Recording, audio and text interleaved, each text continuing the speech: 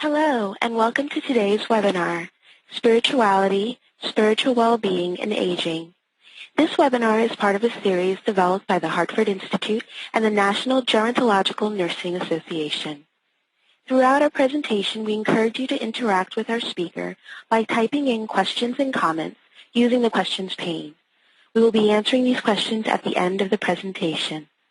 Today's presenter is Nancy McCleskey. She received a BS in nursing from Columbia University School of Nursing. After 20-plus years as an ICU and medical surgical nurse, she completed a clinical pastoral education unit from Scott and White Hospital in Temple, Texas, and received a Master's of Gerontology from Baylor University and a Master's of Divinity from Truett Seminary, Baylor University. She was awarded the Teaching Nursing Postmaster's Certificate at the University of Utah and became an ELNIC End-of-Life Nursing Education Consortium geriatric trainer. Nancy's work experience also includes serving as Alzheimer's director in an assisted living facility, nurse educator in a long-term care facility, and geriatric nurse educator at the University of Utah, where she educated health care providers in primary care clinics throughout Utah, Montana, and Wyoming in caring for the older adult. Nancy is currently a clinical instructor in gerontology at the University of Utah College of Nursing and the Gerontology Interdisciplinary program. She is Vice President of the National Gerontological Nursing Association and is an NGNA Fellow. We will now begin our presentation. Thank you, Emily. Hello, everyone, and welcome to this webinar on a very important issue related to providing holistic care to our older adults. I find speaking about this a privilege and an honor to share my thoughts with you. I want to give you a little bit of a background on myself so that you'll know where I'm coming from. I grew up in New York and attended a local Baptist church with my family, and I am a Christian and have always from a very young age been interested in a relationship with God. It was while caring for patients in the hospital and residents in nursing homes that I became very aware that during crises, illness, end of life, that most of these older adults would look inward for strength, comfort, and connect with their spirituality. Yet as I looked around and interacted with other healthcare professionals, we were spending most of our time on other issues, physical, psychological, and social. This really stirred something in me that I felt I needed to do something.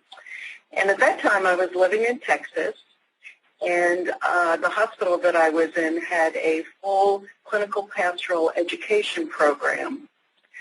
So as a staff nurse in the Texas hospital, I completed a chaplain's externship, which was 6 months.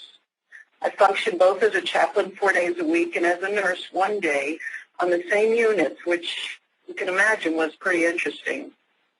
On completion of that externship, I felt like I needed something more with spirituality, and it was during this time of working with patients and seeing the need that they had, I felt nudged to further my education, and I went on to Baylor University's Truett Seminary and got a Master's of Divinity at their seminary. Today I want to credit ELNIC and GNEC, both of whom I've gathered so much information that they've done in educating me in this area. First, looking at the learning objectives, we're going to look at religion versus spirituality.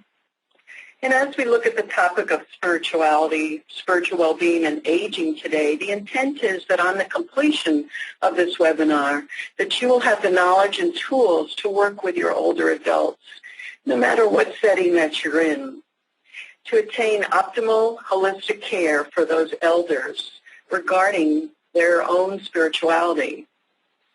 In many courses as nurses, we do a pretty good job in covering physical, emotional, social aspects of care. But I haven't seen that so much in the spiritual arena. What might spirituality look like in older adults will be another area that we'll cover today. And for some of you, Gerotranscendence might be a common term, or maybe it's a new term, so we'll explore that. We'll look at simple, easy tools available and become familiar with these today. At the end of this session, you'll be aware of indicators and be able to distinguish spiritual distress versus spiritual wellness. How can we support one's beliefs? Will be another area that we'll look at and delve into. What can be done to move someone forward into spiritual wellness, and look at interventions that are available to us. Looking at professional organizations that we're in contact with, there are many that value spirituality. We see Joint Commission, our ANA, American Colleges of Nursing, just to name a few, and this is not an exclusive list. But specifically with Joint Commission, they say that cultural, religious, or spiritual beliefs can affect a patient's or family's perception of illness and how they approach treatment. In addition, patients may have unique needs associated with their cultural, religious, or spiritual beliefs that staff should acknowledge and address. And we're actually mandated in the hospitals to address spirituality. So let's look at these two words, that spirituality and religion. We can observe the body. Looking at spirituality, we can image the mind in operation. There's so many technical things that we can do, yet there's no computerized tomography to scan the spirit. Understanding spirituality is far more elusive than learning pathology associated with disease and illness. A simple definition of spirituality is that which breathes purpose, meaning, value into a person's life, connecting them or putting them in harmony with either themselves, with others, with nature, with God, Allah, or other deities. It's transcending this world, meaning going beyond, being independent of this world and imagining another world that's different. And this is unique for each individual. Again, it might be heaven, it might be reincarnation, might be appreciating nature. We see in the face of death or aging, spiritual concerns are natural outcomes. Due to us all being mortal beings, all of us deal with these issues.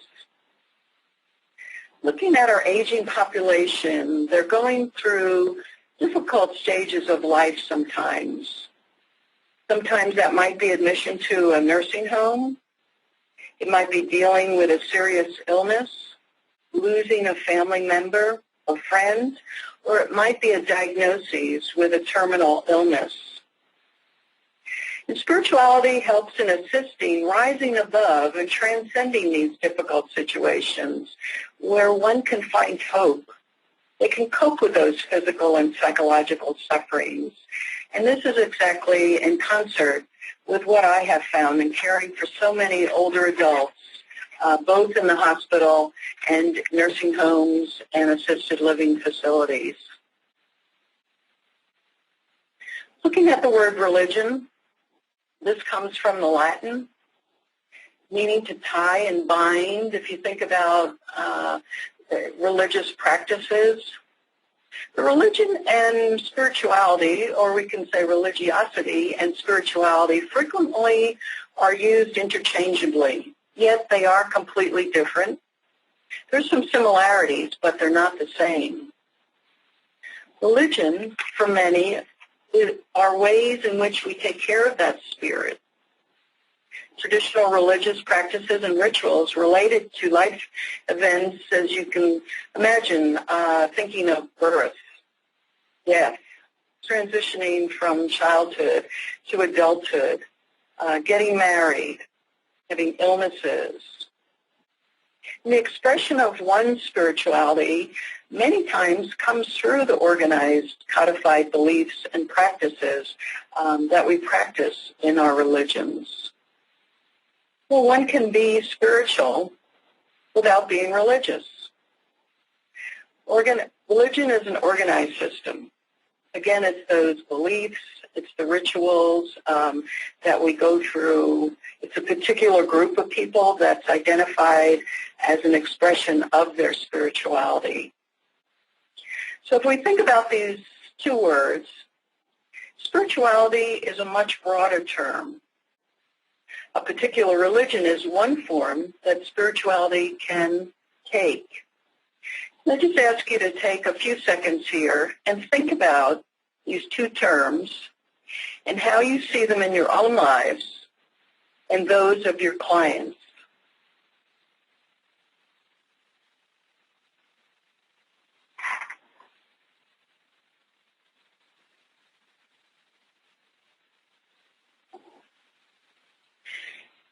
You think about spirituality and religion, and just think about your own lives. If you have a religious component in spirituality, and I know we're all very unique and have different beliefs, but we really do change many times over a lifetime.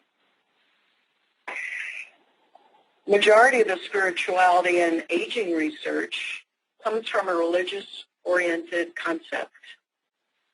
There have been a number of individuals in the field that have looked extensively, reviewing scientific papers, reviewing articles. Some of the names might be familiar to you. Koenig, McCullough, and Larson come to mind for me. And they've examined religion and health outcomes within such diseases as depression, such incidents as suicide, anxiety, heart disease, hypertension, cardiovascular disease, diseases of the brain, and there's an assortment. This is not an exclusive list.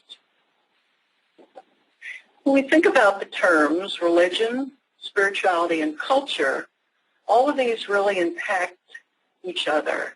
As you can see from this slide, they're all a little bit overlapping. And culture frames both spirituality and religion. Religion frames both spirituality and culture. And lastly, spirituality frames both culture and religion. What happens when we age? I think all of you that are working with older adults out there, and maybe some of you are along with me seeing that aging process, muscles start to weaken, things start to wear out, can't see as well, we can't hear as well. We got to use some of those skincare products, get some of those wrinkles out of there. Got to stand up straight, remind ourselves to stand up straight. Can't go as fast as we used to go. But this is not the case with spirituality. This is a wonderful quote. Although aging changes can affect the body and the mind, there's no evidence that the spirit succumbs to the aging process, even in the presence of debilitating physical and emotional illness. This next quote by Ingrid Bergman, who was a Swedish actress, very popular in her day, says, "Getting old is like climbing a mountain. You get a little out of breath, but the view is much better." And I share with you a picture I took here in Utah, and I have the privilege of hiking up the mountain every morning, and it really is. Might get out of breath, but the view is a lot better at the top. I'm sure most, if not all of you, are familiar with Erikson stages. And as we rethink them, many people think there are just 8 stages, but there is a 9th one that Joan Erikson, and that is a link there. I won't be playing that, but I would just encourage you to go back to that. And as Erik Erikson and his wife aged, they said that the 8th development cycle was integrity versus despair. So you have choices in life, what you're going to choose. And this was the development cycle at the age 65 until death. But it was interesting, as these two started reaching their 80s and 90s, they realized that there was something different. There was less despair for them, and what they had termed Gerotranscendence. Gerotranscendence is the older adult is peacefully reaching that next stage of existence. I want to read a little bit about Tranström, who actually coined the word Gerotranscendence. And in his book, Gerotranscendence, The Development Theory of Positive Aging by Lars Tranström, this was from 2005, he said, in the introduction, he said, do you remember when you were 10 years of age and what you at that time thought about those who were 20 years of age? And then you grew older and turned 20? What did you at the age of 20 think about yourself at 10? And what about the prospect of turning 50? And as he put it, many of us have a tendency to define the present age or time of life as the best one and how the rest of our lives should be. We can understand that this may not be true in retrospect, but have difficulty doing so in prospect and looking forward. He also talks about the perspectives and lenses from which theories of aging have been shared, usually from young adult and middle age, West theologians. And Tranström believes that our concepts of successful aging tend to be a continuation of how the Western cultured, white middle-aged, middle-class person defines success. The emphasis is on being active, productive, independent, healthy, wealthy, and sociable. However, to Tranström, he says, growing old and into old age has its very own meaning and character and distinct from young adulthood or middle-aged. And after he conducted multiple interviews, he too found out what the Eriksons had found out, that there is more to life, and it's not a dismal downward climb. So as we look at the word Gerotranscendence, Gero meaning old age, transcendence to climb over, it often occurs before the second half of life. People's view of their own existence, their life in general, and even of themselves gradually changes for the better. Older adults recognize in themselves they can now enjoy the inner changes they used to wonder and sometimes worry about. And I suspect that you all have met individuals aging, whether they're in their late 70s, 80s, starting in their 90s, to have this change. And as I think about this word and I look at some of the signs of Gerotranscendence, it brings to mind my dad. My dad will turn 96 in October, and he is a man that still cuts his own grass with a push mower. He's still the handyman around the house, so pretty amazing.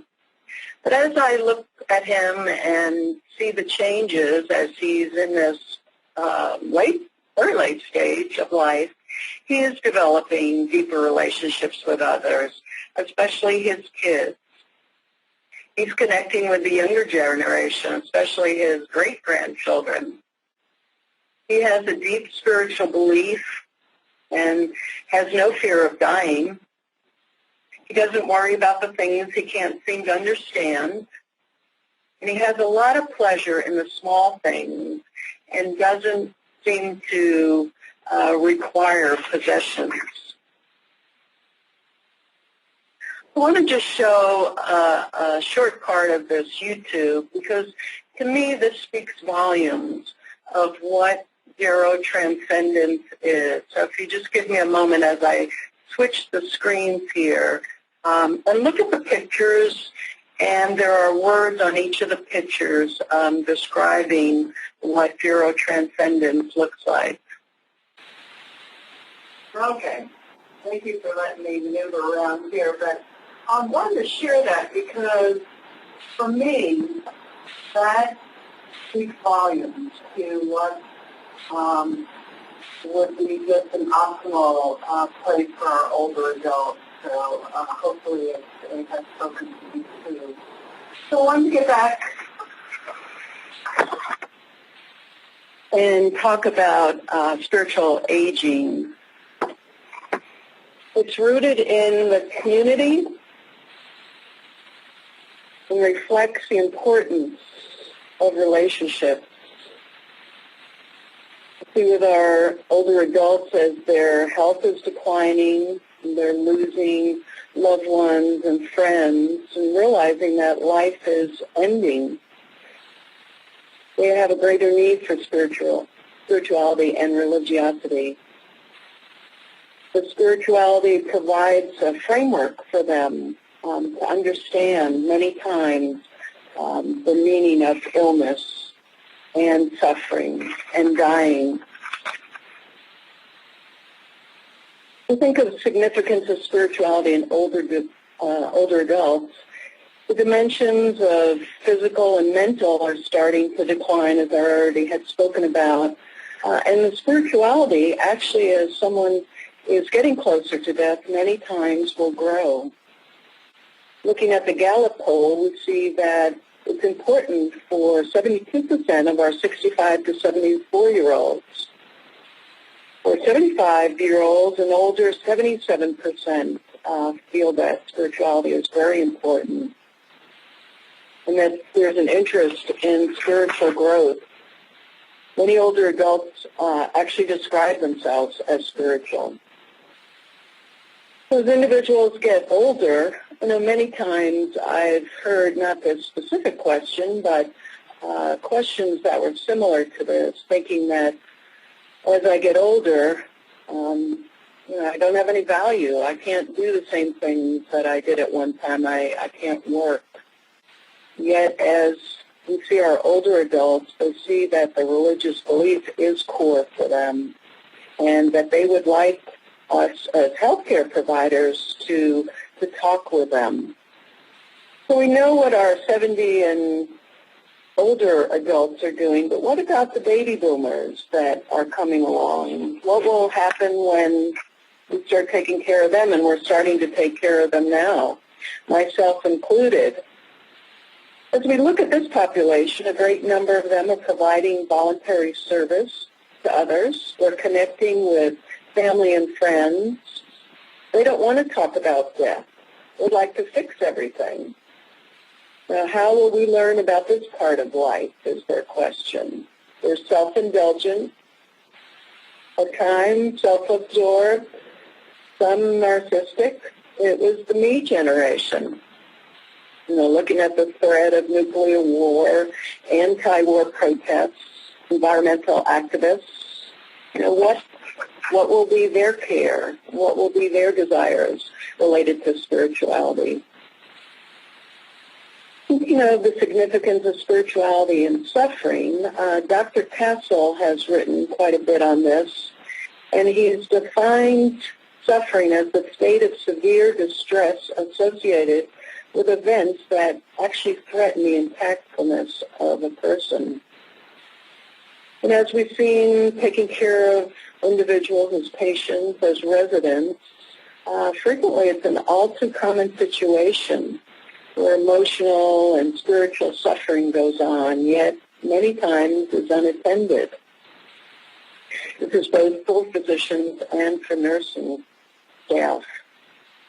And it's during this course of illness and receiving treatment, commonly, a kind of suffering goes beyond that physical distress. And we only take care of their pain that we can monitor on the pain scale.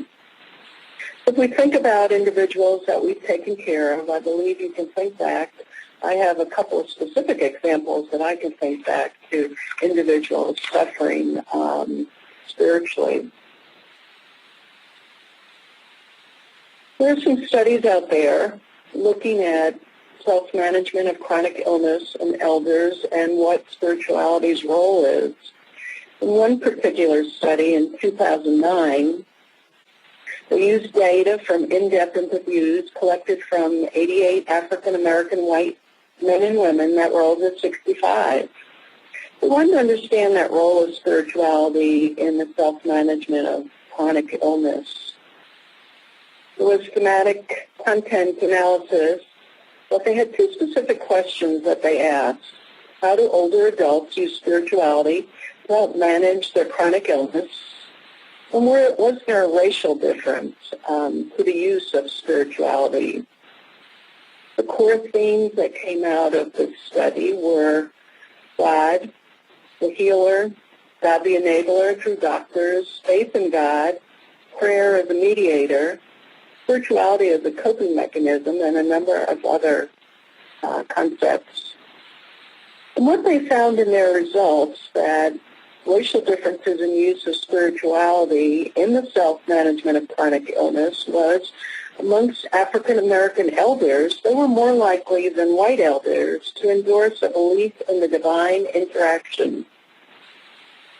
For the white elders, they were more likely than their cohorts to merge their spirituality in various self-management practices. But despite these differences, it was found that spirituality definitely played an integral part in a person's health and well-being when they were chronically ill. Another study looked at spirituality and depression in this population of elders with heart failure. So these were patients with chronic heart failure, which depression is common and associated with poor quality of life. They have more frequent hospitalizations and a higher mortality. Spiritual well-being is an important modifiable coping resource in patients with terminal cancer and is associated with less depression, but little was known about this population. They had 60 patients aged 60 years and older in the New York Heart Association classification of heart failure class 2 to 4. The spiritual well-being was measured with a total scale and two subscale looking at meaning, peace, and faith. And what they concluded was that those experiencing greater spiritual well-being, meaning and peace, they had less depression. But they found that promoting spiritual well-being may actually decrease or prevent depression in this older population. And this is a diagram I just wanted to share with you on spiritual growth and illness and looking at the symptom experience versus spiritual experience, how they come together and move on to making a meaning of the illness experience into the quality of life of that person. So looking at the number of symptoms, what's the severity, what's the distress they have, versus what kind of beliefs do they have, and with higher beliefs that they would make meaning of that illness experience. Another population, and you may also work with this population because we know that this is a growing population of our older adults, that 85% or 50% of those 85 and older are found with a cognitive impairment. Although as we look at the research, there's paucity there. Walby's research found spirituality alive and thriving in those that are losing their personhood, and many maintain a spirituality and a sense of self. As you see on the slide, there are 3 bullet points there that he also had found. From my personal experience, I worked in an assisted living and actually held a worship service. I figured that, and this was in an Alzheimer's unit, I figured that, well, we'll probably sit for about 15 minutes.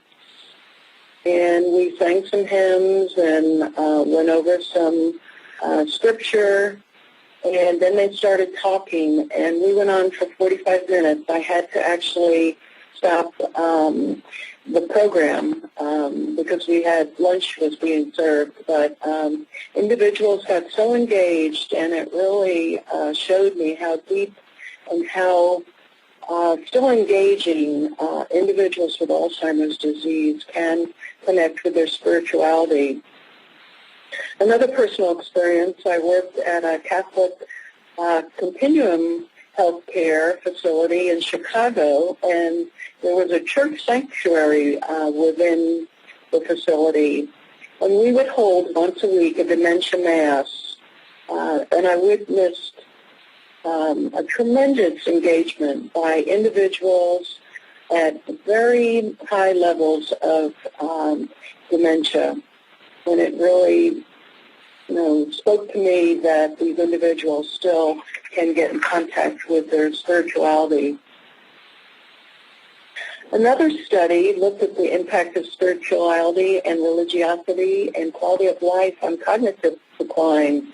So they had 70 individuals with Alzheimer's disease, gave them an MMSE, also measured their religiosity and spirituality, and they found that there was slower cognitive decline associated with the higher levels of spirituality and for those that practiced their religious rituals. So in conclusion, they came to higher levels of spirituality and private religious practices are associated with the slower progression of Alzheimer's disease. It's just within the last couple of years that we've heard that Glenn Campbell has Alzheimer's disease and has come out with that. So we want to remember that a diagnosis of Alzheimer's disease calls for even greater attention, and that's what I found out personally, be paid to that spiritual being. We're going to move on to talking about assessment and interventions. We'll talk about spiritual health and spiritual distress, but I want you to just take a moment. We won't spend too much time on this, but just think about what would you do if you were asked to pray with a patient or resident or pray for them? What would you do in assisting someone with spiritual issues? This is for either a resident or a family member that might say, of what use will I be to anyone, even to God? And this was a common theme I saw in individuals I worked with Alzheimer's disease. And how about that daughter that says, you know what, I'm not going to visit my father anymore. It's a waste of time. He doesn't remember me. Why should I do that? And you might be thinking, why should I provide spiritual care? Hopefully you've heard that criteria and the research that they have found with these older adults and spirituality. So thinking about the screening and assessment, and I don't know if you all are doing this, but the spiritual screening is different than the assessment. Spiritual screening is done by nurses, social workers, physicians. You might think, well, why should I be doing that? Shouldn't the chaplain or a spiritual leader? But we are the best choice for many of us, especially for nurses and other healthcare providers. We are working closer with that patient. We spend a lot more time with those individuals, whether patient or resident. We are the front line. The spiritual assessment is going beyond that screening, and we're going to address that here in just a moment. So if we look at that interdisciplinary team that we work with, we're not alone. We have a chaplain, hopefully, in your institute or facility, social workers, even physical therapists, pharmacists, and the family, patients, and community. I would invite you to visit this website. This is a wonderful link, and actually is 3 physicians, including Dr. Puchalski, on the importance of spiritual screening in your clients. And there's a medical student, and they give examples on why to do spiritual assessment in our patients and residents. I've listed here some of the common tools for screening individuals with spirituality. and there are more than what's here. I will address two in a little bit more detail. We have the FICA, the hope, the spiritual, the spirit, and the fact. The FICA is the one that I use with my nursing students, developed by Dr. Pachowski, and it's an easy and quick tool. I'll let you read through that. And it's easy to remember. My students have found it easy to use. And so I would invite you that if you're not using a tool, that this would be it's validated to use with patients and helps with that conversation. Another one is the hope tool here. And this, again, starts a conversation where you can think of the acronym and then just start talking about this. So thinking about conducting spiritual screening, it's really important to do a self-reflection. I would invite you to go back to the FICA or the hope and go through that and just ask yourself the questions that they're asking there, because it's hard to reflect with someone else, especially our older adults, if we've not reflected on ourselves and know that where we stand. The spiritual screening is an ongoing process, from beginning of admission till the end when you don't see that individual again.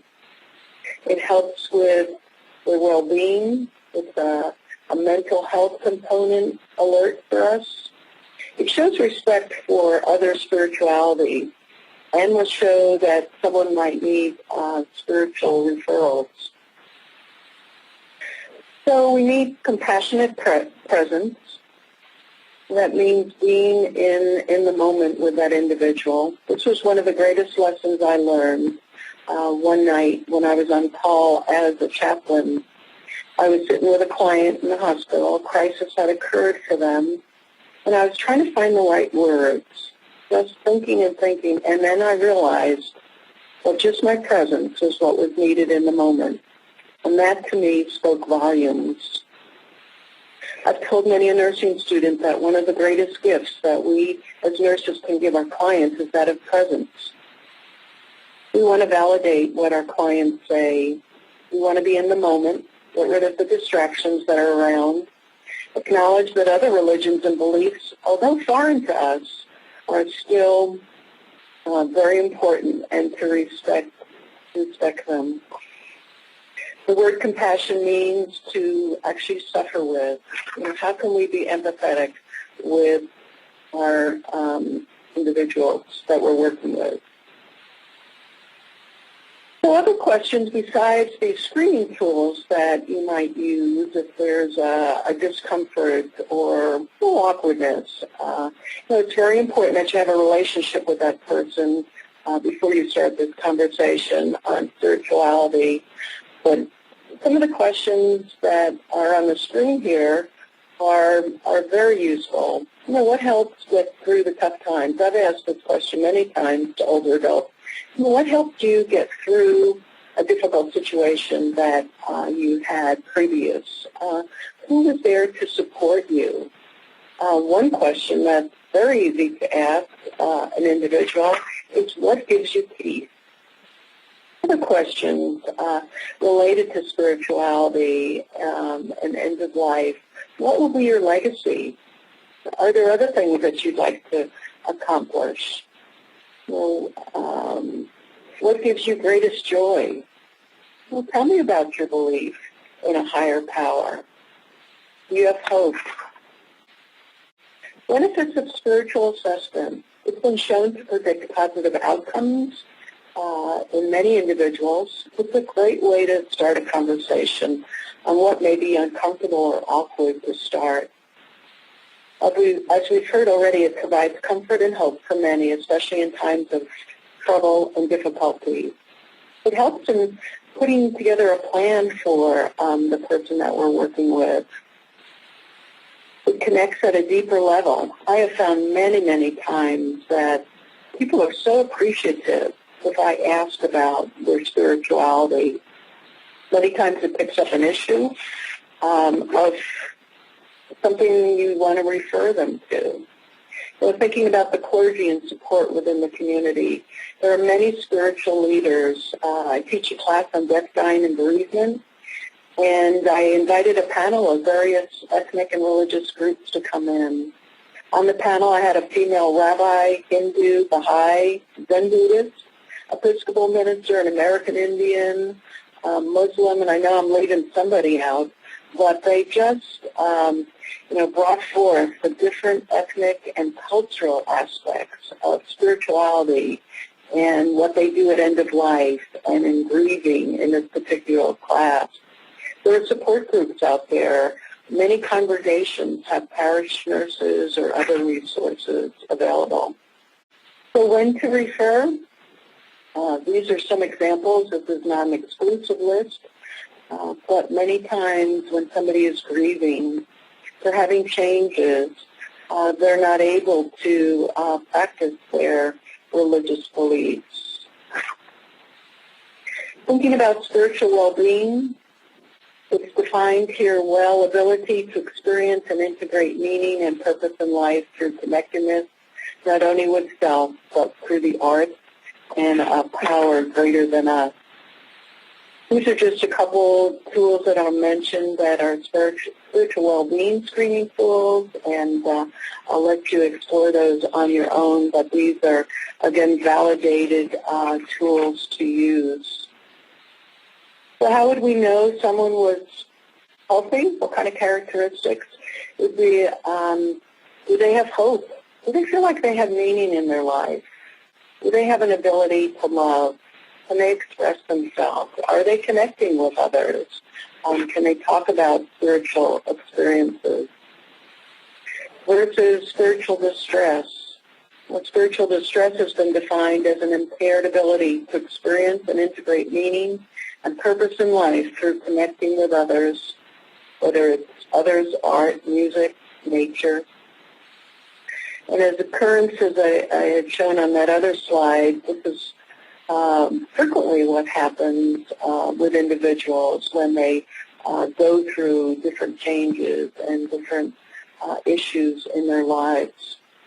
It does challenge their spiritual well-being, even though it might have been intact just a short time before. With a crisis, things do change. Thinking of spiritual distress, here's some comments made by elders to a hospice chaplain. It's hell to get old. No one can understand until he's been there. I thought God understood me. Now I don't know anymore. What if there is nothing after death? No one knows. No one's come back and told me. It's my fault I got cancer. God's punishing me for being bad to my family. Well, what would you say to these individuals? Spiritual distress, signs and symptoms. Again, I'll let you read these. These are from Hospice and Palliative Care Nursing Association. Again, it's unlike physical, mental dimensions. Spiritual dimensions continue to grow and develop in later years, but with different stages and different incidents in our lives, things do change. Who's at risk? Well, be a person that's in the hospital or in a nursing home, in a facility, they can't get to their spiritual rituals or go to their spiritual meetings. Maybe they've got a bad diagnosis, or they're getting treatment for a life-threatening disease. Maybe they're suffering because of interpersonal problems they're having. They're feeling hopeless. They're depressed. They've got cognitive impairment. So thinking about interventions that we can help in different areas, I've listed here some different things that we're actually able to do and help these individuals. Again, it involves active listening. You want to listen to individuals and see where they get their strength. What are things that they did in their life before? Did they pray? Did they like to read some spiritual readings? Did they like the arts? And we can intervene here. Some of the creative expressive arts could be dance, visual arts, theater, visual arts, and arts that heal disease through expression. Music is a great healer for many people. Just listening to the music of when they were children or growing up, connecting them with that. Church music, other music that just gives them peace. These are some great quotes. Art is like chocolate for the mind. And the new research here by Dr. Cohen from 2005 finds that the very act engaging one's mind in creative ways affects health directly via the many mind and body connections. Another area that is profitable for older adults is doing spiritual reminiscence. There's actually a book that I've used. It's called Remembering Your Story, and it's actually a workbook that an older adult could go through and just document some of the things that have happened in their life. Life review, many of you might be familiar with this, that looking over one's life and confirming that uniqueness of an individual. A study here said that Life Review actually addressed depression in older adults and looking at the positive versus the negative memories. The outcome of this study showed that there were fewer depressive symptoms and anxiety in these individuals. And we think Life Review with individuals with dementia, have families tell stories, have picture books to reminisce. I always have told my students and all my patients, I say, you know what, I've got a little bit of humor in my pocket and always carry that with me to laugh with individuals. It's just so reassuring. It connects us to each other, and we're able to heal. It's a stress reliever. So we won't have time because we're running out of time, but I want you at some point to think about, what music, poetry, or dance had an important spiritual meaning for you. What does art mean to you? If you had to bring an individual with dementia to a place of art, which place or modality would you choose and why? These are a couple resources I wanted to leave. I just invite you to visit both these sites. And just final thoughts. We've talked about spirituality, we've talked about screening and older adults and how important it is. But we know it's an important factor in understanding healthy aging, and that a majority of our clients want us to address this. It's not uncommon for our older adults to experience spiritual-related issues, especially through the stages of life that they're going through. And there are many tools out there that are easy to use and quick. You've seen there are many interventions that are available to be used for this population, and that hopefully the message has gotten across. This is truly essential for us if we are going to provide holistic, person-centered care. This last slide, I hope that you'll visit this in not too distant future, but this is a wonderful YouTube video of a 105-year-old woman who has found the secret to happiness and spiritual well-being. And I thank you all for listening. This has just been a privilege and a pleasure for me to talk about this topic to you.